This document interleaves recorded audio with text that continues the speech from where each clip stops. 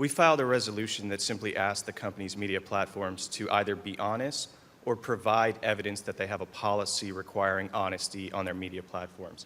You guys actually spent a lot of money, hired a white shoe law firm to fight that at the SEC. We find that strange when trust in media is at an all-time low, that you would spend shareholder resources to fight a simple request for honesty.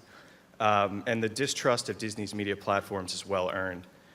I think we all here probably know the example of ESPN, which has seemingly become a 24/7 anti-Trump tirade channel, which reached its pinnacle last fall when Jemele Hill called President Donald Trump a white supremacist.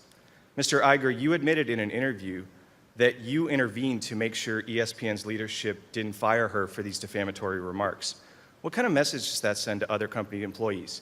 Just last month, she again repeated this. She said that not only President Trump, but his supporters are white supremacists. How does she still have a job? Also consider the February 13th broadcast of ABC's The View.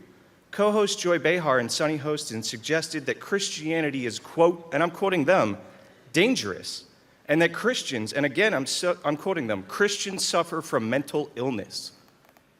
In response, the show's advertisers have come under tremendous pressure to sever ties with these anti-Christian bigots. This pattern shows the company is willing to take a reputational and a financial hit just so long as it's in service to bashing conservatives and religious Americans. That's a shame.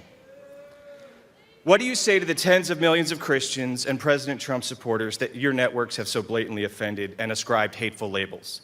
And specifically, do you think, like Ms. Hostin and Ms. Behar, that the Christian faith is akin to a dangerous mental illness? And do you believe, like Ms. Hill, that President Trump and his supporters are all white supremacists? I don't know where I start.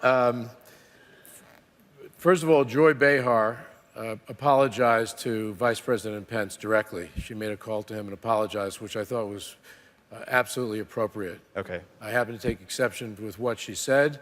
I don't think it was right, and I was glad to hear that she apologized. On the Jemele Hill issue, the only thing I have to add to that, because I have said some things publicly, is that Jemele Hill was spoken with and disciplined for the things that she said or the things that she tweeted. And I'm going to leave it at that. And in terms of your depiction of ESPN and a variety of other things you said, I know you've been to other meetings in the past. You and I have agreed to disagree on these issues. Not that some of the things that you raise are, don't have some validity, but I don't agree with everything that you said. But thank you. I respect your right to say them.